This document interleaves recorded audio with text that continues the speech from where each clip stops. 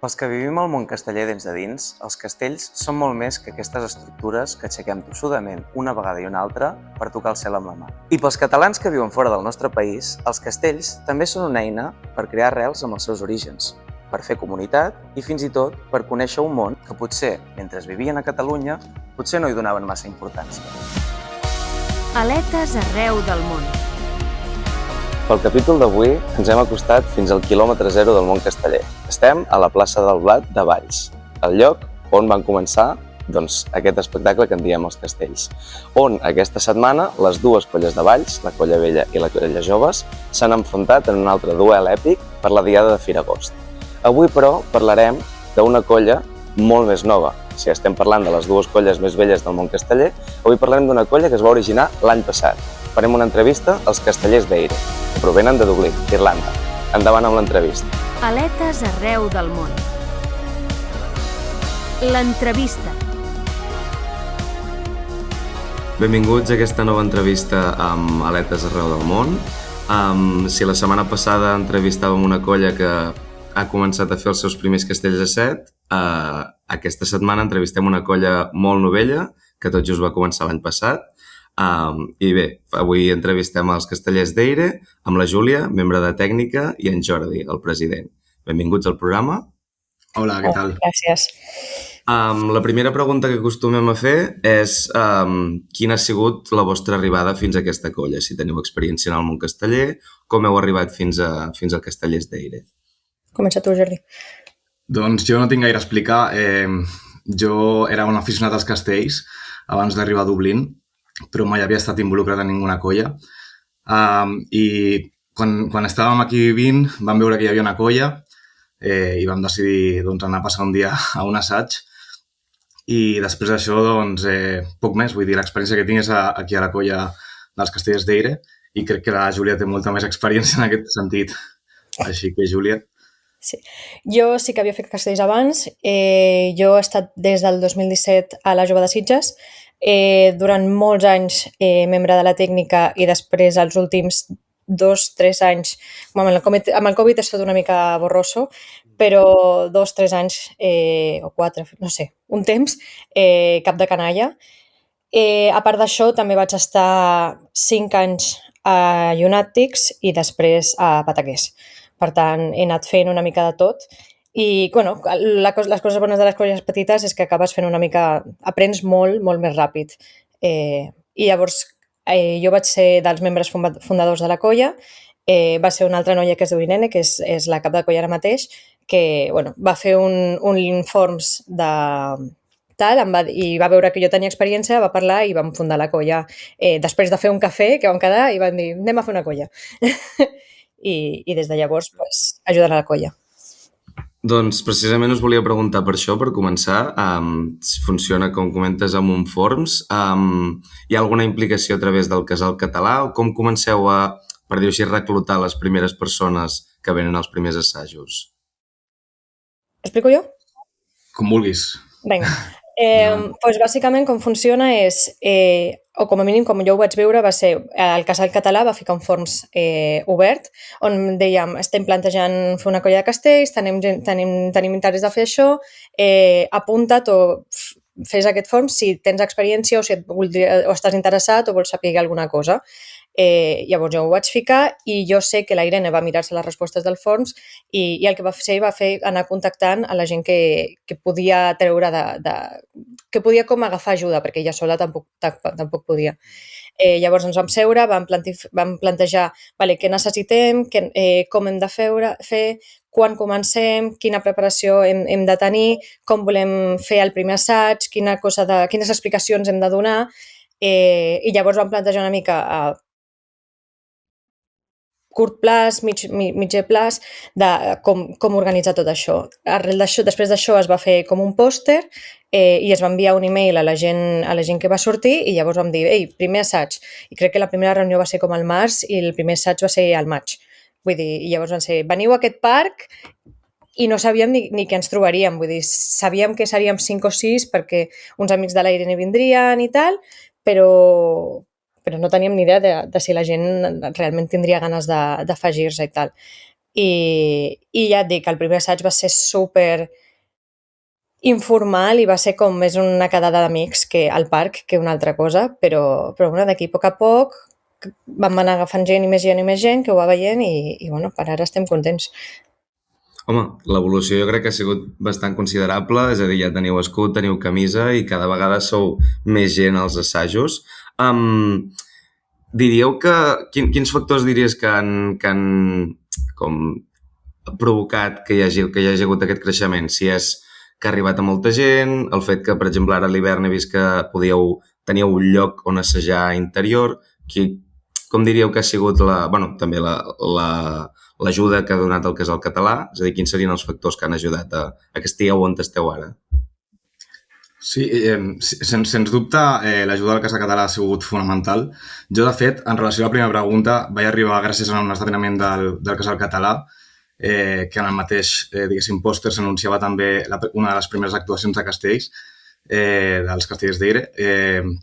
Aleshores, l'ajuda del casal és fonamental, però crec que el que ens ha fet pujar com un coet ha estat trobar un local per ensejar, perquè aquí a Dublín, òbviament, els hiverns són durs, són dies freds, són dies de pluja, aleshores estar al parc no són les millors condicions per fer castells. Aleshores crec que ha sigut un detonant el fet de trobar local d'assaig, que per altra banda ha estat força complicat perquè tema assegurances, etc. És una cosa complicada fora de Catalunya.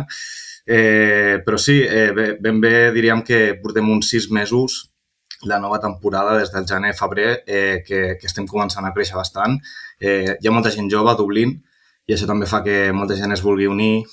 Sí, jo crec que una mica per aquí. No sé si vols afegir alguna cosa, Júlia. Sí, jo volia afegir que crec que el local ha estat molt bé i tenir el casal que ens recolzi està molt bé, però jo crec que la gent ve a provar perquè s'ho troba o perquè no sap què passa, però es queda per la comunitat que estem creant. O sigui, sí que dona casualitat que la majoria de la gent de la colla estem en un entorn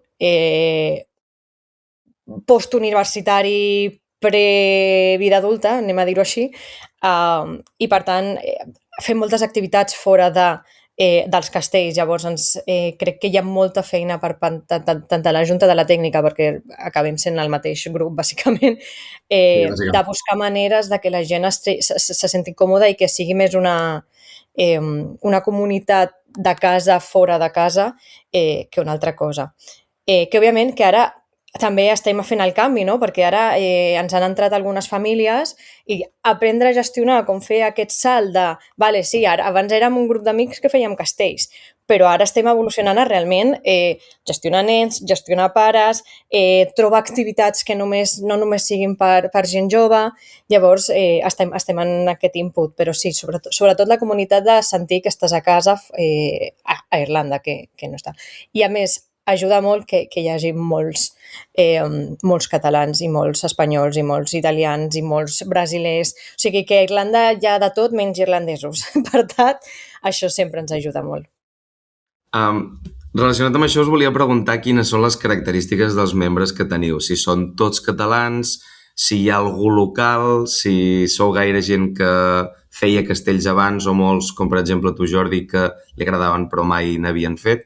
Com és el diagnosi una mica dels membres de la colla? Sí, o sigui, ben bé les tres úniques persones que han fet castells abans d'iniciar-se a la colla han estat la Júlia i els 2 co-caps de colla. Aleshores, la resta, que jo sàpiga, ningú té experiència. Sí que alguns havien anat algun cop a algun assaig d'alguna colla catalana. Jo, per exemple, era aficionat, hi ha algun aficionat més, però en general som gent bastant novella en aquest sentit. I després, a nivell geogràfic, doncs tenim bastanta representació d'arreu del món. Tenim gent brasilenya, com ha dit la Júlia ara, que hi ha molta comunitat aquí a Dublín. Tenim gent, no ho sé, de Bulgària, per exemple, tenim una noia. Tenim gent de Suïssa. Sí. Xile, Suïssa. El que ens està costant més és la gent irlandesa, perquè tenim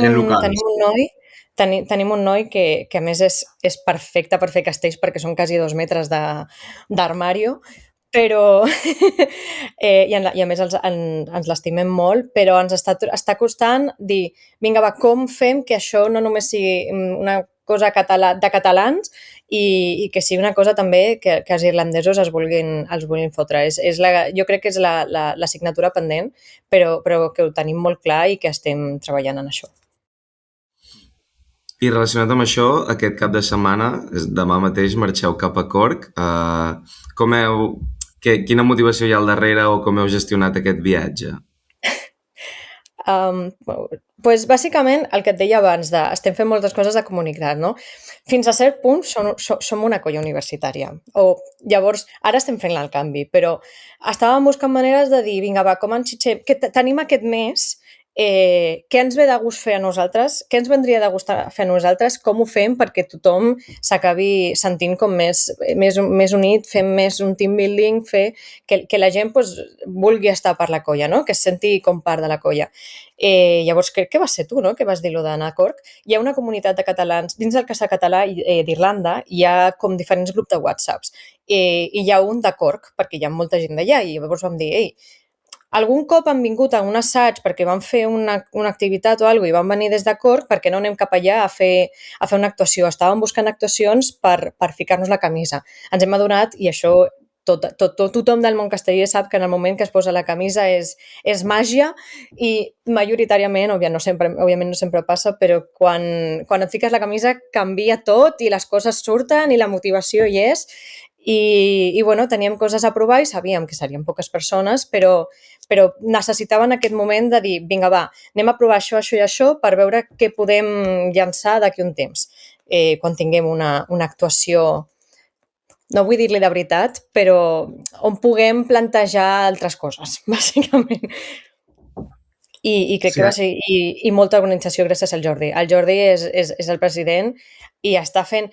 jo no la veig, però fa moltíssima feina. Per exemple, l'allotjament i tal l'ha buscat ell, ha organitzat ell, o sigui, molta de la feina és del Jordi. Bueno, la feina és de tothom, però gràcies, Júlia, t'ho agraeixo. Jo només vull afegir que, a més també tenim la cosa de que portem un nom com a nom el nom del país, perquè és Castellers d'Eire, que és una curiositat perquè normalment les colles porten el nom de la ciutat o crec que de la regió, potser, en alguns casos, però crec que som l'única colla que tenim el nom del país en irlandès, en aquest cas, en gaèlic. Aleshores, també tenim com una mica el compromís de no només quedar-nos a Dublín. Òbviament, ara estàvem començant i era difícil desplaçar-nos, però mica en mica anar acollint altres indrets del país, no? Com sigui Cork, com sigui Galway, per exemple, o altres ciutats o altres indrets. Aleshores, també era una mica de motivació en aquest sentit. I suposo que quan vau triar el nom en el seu inici també ja era, doncs, tinguent en compte això, no? No quedar-vos només a Dublín, sinó poder-vos traslladar arreu del país. Sí, bé, la cocap de colla no hi és aquí ara mateix, però té l'anècdota en aquest aspecte. Bàsicament, volíem posar un nom en irlandès, el topònim en irlandès, i el topònim de Dublín en irlandès és Baile Atacliat. Són 3 paraules combinades una mica difícils de... Aleshores, va arribar a la conclusió de que Eire, que és Eir, que és com es pronuncia en irlandès, era molt més fàcil, molt més visual i d'alguna forma també agrupàvem a tot el país, que també està bé. És comprensible que es fes aquesta tria. Sí. I també li dona una mica més... O sigui, clar, jo crec que tenim la sort de tenir el gaèlic. Llavors, volíem fer una mica com deia abans, no? Volem que sigui no només una cosa catalana, sigui una cosa catalana i irlandesa. Llavors, ficant-li Eire ja fas que la gent es senti molt més identificada i digui, doncs mira, anem a provar perquè respecten... O sigui, el que volíem era respectar totes les dues cultures. Llavors, què millor manera que donar-li el nom de la colla al nom en gaèlic. I que salvant una mica les distàncies, les dues llengües es troben més o menys en la mateixa situació. Sí. I relacionat amb això us volia preguntar quina és la llengua predominant en els assajos? Com comenteu que hi ha tanta gent internacional. Bueno, com us organitzeu lingüísticament en els assajos, sobretot? És complicat. M'ho imagino. Intentem que sigui... o sigui, oficialment és l'anglès, perquè, òbviament, l'irlandès salvant distàncies el parlen molt pocs irlandesos, per tant, per nosaltres ja és quasi impossible, a tret de 2 o 3 paraules, i és la manera també de que tothom pugui. Però, òbviament, sobretot a l'hora de cantar castells, és molt, molt fàcil i ens costa, com a mi, i parlo amb mi, hi ha alguns que se'ls dona millor, però jo canvio cada 2 per 3 cap al català i a vegades, depenent de la persona, també canvio al castellà. Llavors, fem una mica de popurri, però l'oficial és el català i l'anglès. I també he vist que teniu ja 2 padrins que són castellers de Viladecans i la Jove de Sitges i també relacions generades amb colles, per exemple, la més propera, que és amb Edimburg. Com heu establert aquestes relacions i si considereu que és gairebé imprescindible per les colles internacionals doncs, sobreviure a base d'aquest tipus de relacions? Si vols, faig un breu comentari d'Edimburg i tu comentes la Jove de Sitges, que tens més, i Viladecans. Bàsicament, amb la colla castellera d'Edimburg va ser natural, perquè al final és Irlanda i Escòcia es comparteixen molts trets culturals. Per distància també és la colla que tenim més a prop, aleshores simplement vam començar a parlar a través de les xarxes socials i va sorgir, vull dir, ens van convidar a anar a Edimburg fa uns mesos, vam fer una mena d'acte de germanor i la veritat que des d'aleshores ens han ajudat moltíssim. Ells van venir aquí per a la nostra primera diada, ara al maig, i hi ha hagut un vincle de germanor que ja et dic, ve des del cultural fins a la poca distància que hi ha des del principi, diria jo. I les colles padrines, Júlia, comenta-ho tu millor. Bueno, com a data, ens estimem tant a Edimburg que jo estic fent aquesta entrevista des d'Edimburg, vull dir. Mira, han sorgit més vincles més enllà del món casteller.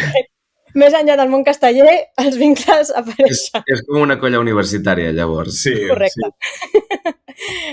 Sí, se m'ha complicat molt la vida, però molt contenta.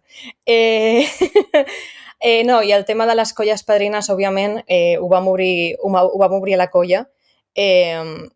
Clarament, quan ho vam parlar, la Irene i jo, que som, i amb el Liam, vam ficar les nostres colles originals com a propostes i després van haver-hi un parisme, crec que van haver-hi un altre parell de colles. Esparreguera, Sal, i van sonar alguns més i ho vam ficar a votació a la nostra primera assemblea. Vam dir, escolta, aquests són els noms. Òbviament el que vam fer primer és anar a les colles i dir-los, ei, tenim aquesta colla que s'ha fundat, estem buscant padrins, jo vull, a nom personal vam anar, jo vull presentar la colla X com a padrí, us sembla bé? Quan ens van dir, ok, parleu-ho i si surt, i un cop tenien aquest ok com que s'ho plantejarien, doncs van fer la votació.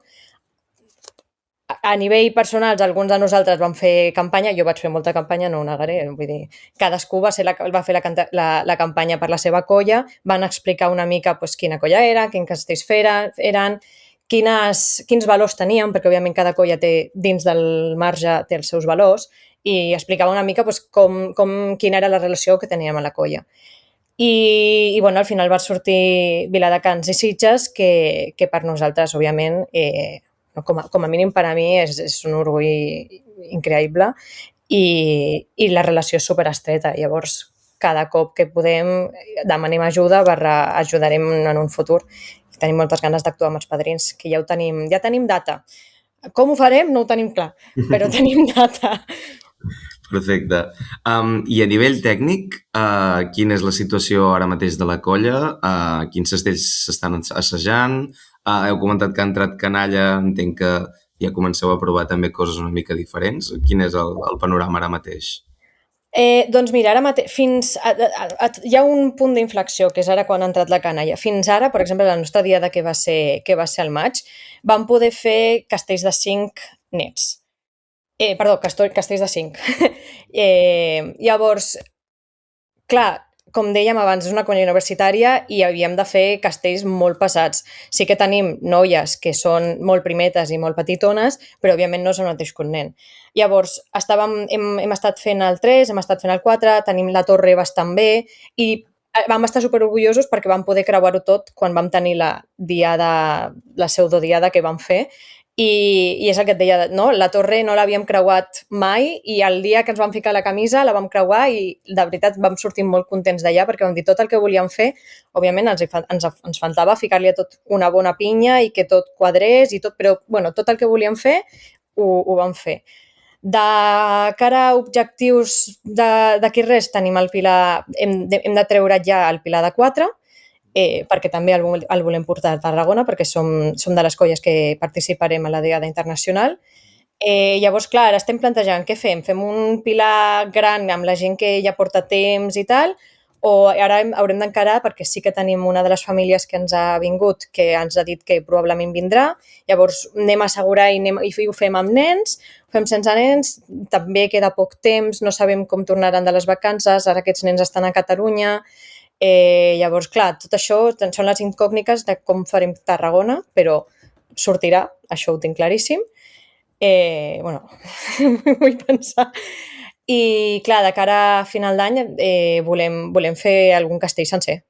Ens agradaria poder fer un castell sencer. Anem treballant amb molta gent.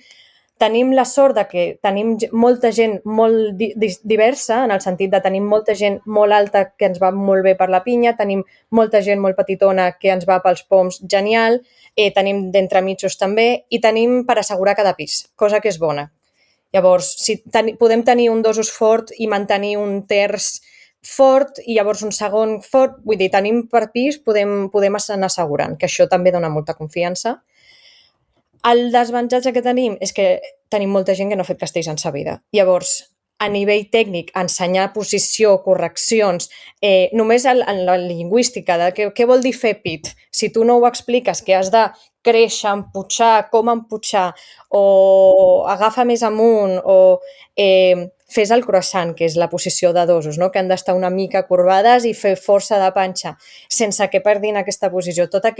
Totes aquestes correccions que ens surten, els que fem castells d'abans, ens surten tan sols, els hem d'explicar i hem d'entendre que no podem, hem de trobar noves maneres d'explicar. Llavors, s'ha de treballar moltíssim això. Per exemple, ara per cor, que hem preparat la Irene i jo hem preparat una presentació en part amb lèxic casteller de què vol dir cada cosa. I Jordi, et faré un spoiler, hem fet una diapo només amb fotos nostres, fent coses malament per dir, això no es fa, això no es fa, això no es fa. Llavors, intentarem així que la gent acabi de créixer, però un altre cop, tenim molta sort de que la gent aprèn ràpid, té moltes ganes i està supermotivada, que fa el 95% del castell. Que guai. L'última pregunta que ja us volia fer, perquè no tenim massa més temps, és, he vist que heu pogut assajar a places molt diferents i bastant conegudes de Dublín, a part d'aconseguir el local. Quina és la relació que heu tingut amb l'Ajuntament? O amb qui ha gestionat aquest tipus d'assajos? O si és totalment improvisat i no heu tingut cap problema? Com ha funcionat això? La relació amb l'administració pública és zero de moment. Vull dir, aquí les coses funcionen bastant diferents que a Catalunya, poder. Aleshores, és tot molt menys orgànic, diria jo, en aquest aspecte. Com et deia abans, tenim la gran sort de que ens ha apoyat moltíssim el Casal Català, que d'alguna forma sí que té una relació amb l'administració catalana en aquest sentit, però en general ens hem hagut de buscar bastant la vida. L'assegurança va ser un problema al principi, com t'he dit abans. És il·legal, bàsicament. No es pot fer activitats per sobre del metre i mig. Per tant, els castells, prohibit. Hem trobat una mena de via per assegurar-nos i poder assegurar locals, tot i que els castellers encara no tenim assegurança personal. Aleshores, estem funcionant una mica sota mínims en aquest aspecte. Sabem que no és algo només nostre, és una cosa comuna a totes les colles internacionals, per desgràcia. Estem intentant organitzar-nos també com a colles internacionals per tenir més vincle amb la Federació de Colles de Catalunya, però en general és força complicat. Hem anat a parcs, hem anat a Sant Stephen's Green, que és com el parc central icònic de Dublín. De fet, d'allà un dia ens van fer fora. perquè es tracta d'un parc, diguéssim, Heritage Park, és com de patrimoni de la ciutat i no es poden fer activitats d'aquest tipus. Aleshores, hem anat rotant, no?, per diferents parcs i sí, fins que hem trobat el local ha sigut una mica aquesta la dinàmica. Força complicat en general. I, òbviament, de cara al futur, que volem convidar colles i fer coses més grans, possiblement, si a tot anés bé, diades en públic, potser al carrer, ja, si tot anés bé. Tenim ganes de parlar amb l'Ajuntament i tal, però, clar, explicar-los què són els castells pues, no és la cosa més fàcil a fer. I clar, els hi fa por. Llavors, també ho entenem. Tenim la sort de que ara s'ha creat la CCCI, no sé si es diu exactament així, crec que sí, però... CCI, no? La Federació de Colles Internacionals. Sí. I a veure si d'aquesta manera hi ha alguna manera de créixer. Per ara, quan baixem a casa tenim assegurança, cosa que ja és molt, i quan anem a fer actuacions allà estem coberts, que ja és una seguretat que ens va molt bé. Però bueno, tenim la confiança i les ganes de que en un futur puguem ajudar-nos més i trobar més maneres de portar la nostra cultura a tot arreu. Perfecte. Bé, doncs ja ho deixarem així aquí perquè no tenim gaire més temps. Moltíssimes gràcies per explicar-nos la vostra experiència i gràcies també per portar el món casteller, en aquest cas fins a Irlanda, i us desitgem molta sort. Ens veiem a Tarragona i que segueixin anant molt bé els assajos i que seguiu creixent com esteu creixent. Moltes gràcies. Molt bé, moltíssimes gràcies. Que vagi molt bé. Adéu. Aletes arreu del món.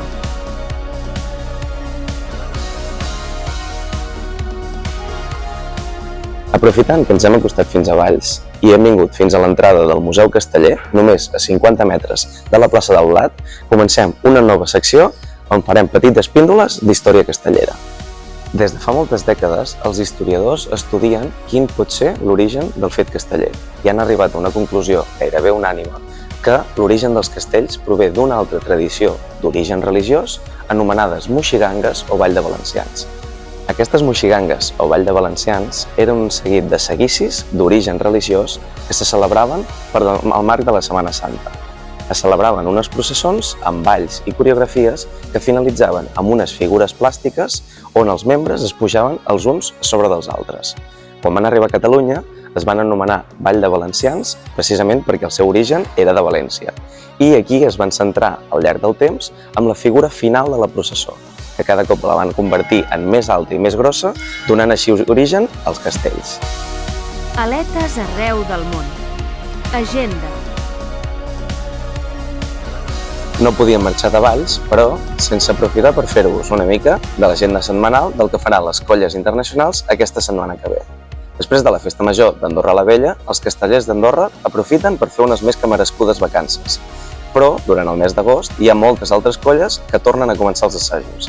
És el cas, per exemple, de Xiquets de Copenhagen, que començaran aquest diumenge els assajos una altra vegada.